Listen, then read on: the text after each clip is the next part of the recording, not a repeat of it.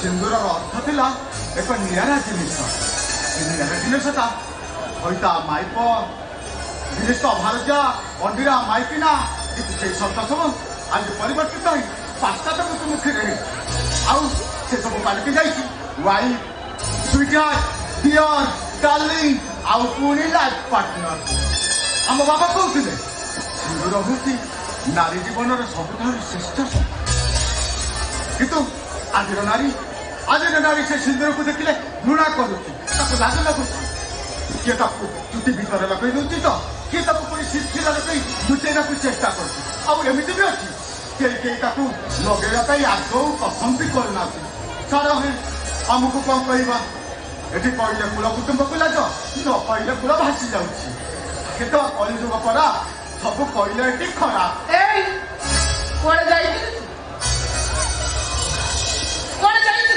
घर जगह काम कुआड़े बुलवाक जाइलु तते मु जहाँ कही से काम सब सारी ना किसी बाकी किसी बाकी नहीं ଆପଣ ଯାହା କହିଥିଲେ ସବୁ ଗଣି ଗଣିକିରି ଗୋଟି ଗୋଟି ମନେ ପକେଇକି ବଜାରରୁ ସବୁ ନେଇ ଆସିଛି ଖାଲି ବେଲୁନ 100 ଖଣ୍ଡ ଫୁଙ୍କିବା ବାକି ଅଛି ତାପରେ ବୁଲି ଆସି ଘରକୁ ଫେରିବୁ ମାର୍କେଟରୁ ବୁଲିଲି ଆଉ କେତେବେଳେ ବୋହୁ ମା ମନା କରିଥିଲେ ଆପଣ ମତେ ବାଧ୍ୟ କଲେ ଗଜରା ହାରଟା ଆଣିବା ପାଇଁ ଦୁନିଆ ଦୋକାନ ବୁଲିଲି ଗଜରା ହାରଟା ପାଇ ଗଜରା ହାର ପାଇଁ ତାର ମୋର ଏତେ ଲେଟ୍ ହେଇଗଲା ବେଶୀ ଗବେନି ମୁଁ ଯାଉଛି ବାହାରେ ବୁଲି ଦେଇ ଆସି बाबन आपण परा कहते आमर ये कौन गेस्ट आसबनी निराडंबर कितु गेस्ट कतार करने चलीगले तू कौन ये घर मुरबी मु कौन जी क्या सहित कथा कौन कथा तू मत सदी टीवी मु आईला बेलू घर घर सब बेलून सजे डाइनिंग रूम टे भल भाव में सजे दी कौन नहीं तोर से ठाउटा को से अज्ञात सकाड़ी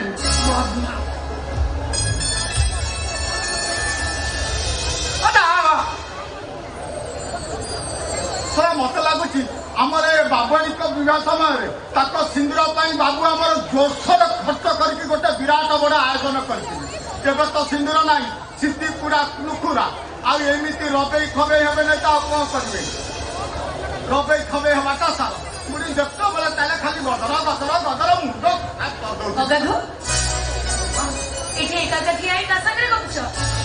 नाई गो माँ बागवानी पठे बजार किसी सामग्री आने सब नहीं आसी खाली ये जो माला बेलून गुड़ा कौटी लगे भल सुंदर देखा हम से कथा ठिया भावुली साजसज्जा कि भोजी भात पेट पुरे उत्सव पालन कर मुख्य कारण हूँ स्वामी स्त्री भितर अंतर मुहूर्त को मापकाठी माप से परस्पर को भल पाइबा आकाठी रही उत्सव को मन खुशी देखा आप ठीक अच्छे बउमा सब जिन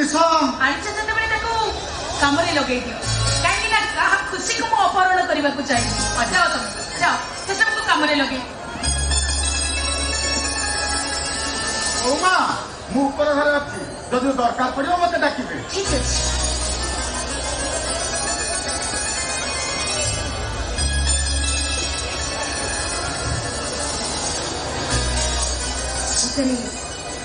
केते बड़ भाग्यवती ताणी नथिले एते बड़ घर एते सुंदर घर मु कोन केबे पाई पारी तंती ना मोर सेते के योग्य थिला ताछरा आज कली जुगरे ग्रेजुएशन पास करी एते बड़ चाकरिया परटे मिलिबा से केते काटिकर पाट से कथा मु जानिछि मो बापांकर सेते के सामर्थ्य भी नथिला एते घरर बहु करि थांते एतो होछि मो सासुंकर दया आ ईश्वरक आशीर्वाद ए घर मो पई स्वर्ग हेले मो सासू मो पई देवी आ मो स्वामी तो मो पई देवता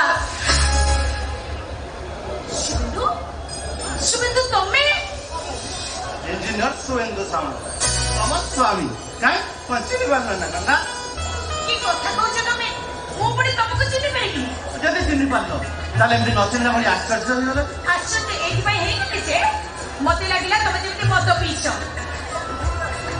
मुझे सतरे मत पीछ तुम सतरे मत पीछ हेले कांगी तुम तो आगुर जमा मत पीउ नथिला आज कोन पे मत पीछ ए कावे आज आउछ हम प्रथम विवाह आज भली गोटे स्पेशल डे ମଦ ବି କିଛି ଗୋଟେ ସ୍ପେଶାଲ କରିବି ବୋଲି ଭାବିଥିଲି କେବଳ ସେଇଥିପାଇଁ ମୁଁ ମଦ ପିଇଛି। ସ୍ପେଶାଲ ଡେରେ ତମେ ଚାହିଁଥିଲେ ଆଉ କିଛି ସ୍ପେଶାଲ କରିପାରିଥାନ୍ତ ହେଲେ ମଦ ପିଇବାଟା କଣ ନିହାତି ଜରୁରୀ ଥିଲା?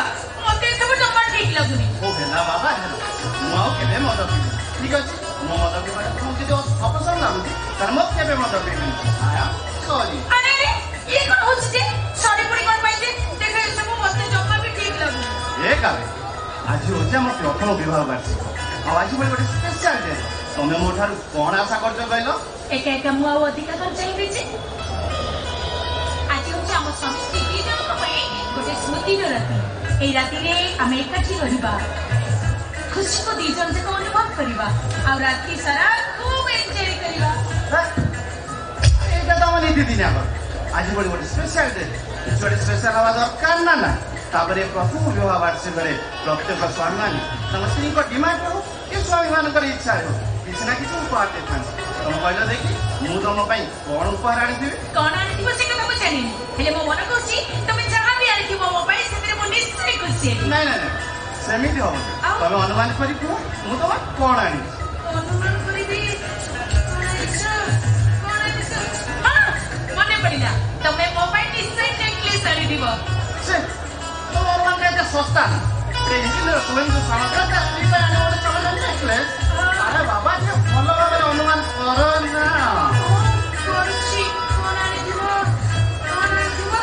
ହଁ ସେ ନେକଲେସ୍ଟା ନିଶ୍ଚୟ ଡାଇମଣ୍ଡରେ ହେଇଥିବ। ଆରେ ନାଇଁ ବାବା ନାଇଁ ସେଇଟା ଡାଇମଣ୍ଡ ବି ନୁହଁ। ଆଉ ବାବା ଟିକେ ଭଲ ଭାବେ ଅନୁମାନ କରି କୁହ ନା। କଣ ଆଣିଛ ଅନୁମାନ କରିପାରୁନି। କଣ ହେଲା ତମେ ମୋ ଖୁସିଟାକୁ ଅନୁମାନ କରିପାରୁନ? ନାଇଁ ପାରୁନି। ମାନିନିଅ ମାଇ ସ୍ୱିଟ୍ ତମେ ହାରିଗଲ ବୋଲି ମାନିନିଅ। ହଉ ହେଲା ବାବା ମୁଁ ହାରିଗଲି ଏଥର କୁହ ତମେ ମୋ ପାଇଁ କଣ ଆଣିଛ? ନାଇଁ ନାଇଁ ସେମିତି କହିବି ଆଉ କେମିତି?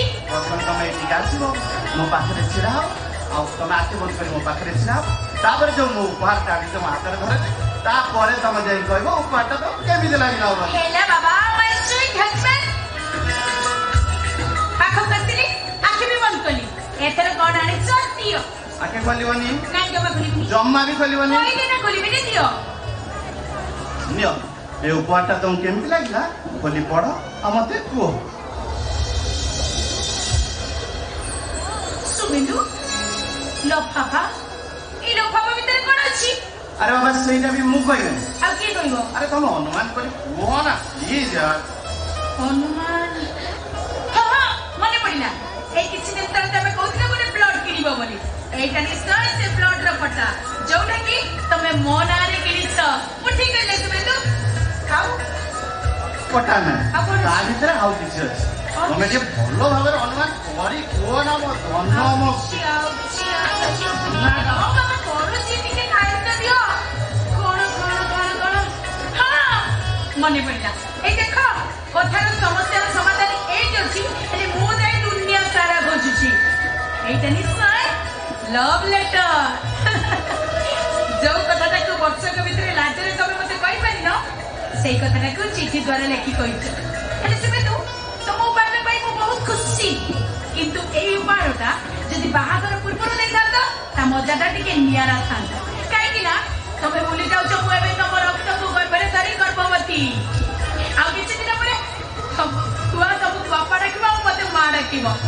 ଏସବୁ ଲେଖିଲା ବେଳେ ତମକୁ ଟିକେ ଲାଜ ଲାଗିଲାନି? କେମିତି କେଜାଣି ତମକୁ ଲାଜ ଲାଗିଲାନି? ଏସବୁ ପଢିବାକୁ ମତେ ଭାରି ଲାଜ ଲାଗୁଛି। ଏ ଗାଁ ଥରେ ସେ ଲଭ୍ ଲେଟରଟା ଖୋଲି ପଢ ନା ଦେଖିବ ଆମ ଦି ଜଣଙ୍କୁ ବହୁତ ଖୁସି ଲାଗିବ। ହଉ ହେଲା ବାବୁ ଦେଇଛ ଯେତେବେଳେ ପଢିବି କିନ୍ତୁ ଏବେ ନୁହଁ। ଏବେ ଓହୋ ତମେ ବୁଝୁନ କାହିଁକି ଅଗାଧୁ ସେପଟେ ରେଡି କରିଦେଲାଣି ଅଲରେଡି ଡେରି ବି ହେଇଗଲାଣି। ଚାଲ ଆଗ କେକ୍ କାଟିବା ଭୋଜି ଭାତ ଖାଇବା ଭୋଜି ଭାତରେ ସମସ୍ତେ ବିଦା ହେଇଗଲା ପରେ ରାତିରେ ନିରୋଳାରେ ତମ ଛାତିରେ ମୁଣ୍ଡ ରଖି ଏକାନ୍ତରେ ମୁଁ ଲଭ୍ ଲେଟରଟାକୁ ପଢିବି। ନା ବାବା ନା ସେମିତି ହବ ଆଉ କେମିତି? ସେ ଲଭ୍ ଲେଟରଟା ପଢିବା ଯେତେ ବିଳମ୍ବ ତା ସ୍ୱାଦଟା ସେତେ କମି କମି ଏ ଗାଁ ତମକୁ କିଛି ଲାଜ ଲାଗୁଛି ତାହେଲେ ମୋର କାମ କର ମୁଁ ଯାଇ ସେପଟେ ଅଛି ନା ତମେ ସେ ଲଭ୍ ଲେଟରଟା ଖୋଲି ପଢ ଠିକ ଅଛି? ହେଲା ବାବା